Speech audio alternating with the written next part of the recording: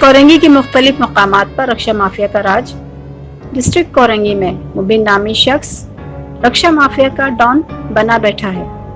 Landhi 51C کے stop سے Korangi 5 number کے سٹاپ تک کا 300 روپے بھتہ وصول کرتا ہے اور کورنگی 5 نمبر سے شاہ فیصل تک کے 300 روپے اور کورنگی 5 نمبر سے قیوم آباد تک کے 400 روپے فی روز ہر رکشے سے وصول کیے جاتے ہیں۔ ذرائع کے مطابق مبین نامی شخص پورے کورنگی رکشے والوں کی ذمہ داری لیتا ہے۔ پیپر نہ ہو یا لائسنس نہ ہو یا نمبر پلیٹ نہ ہو، بس 300-400 روپے فی روز دو اور پورے کورنگی میں بے خوف گاڑی چلاؤ۔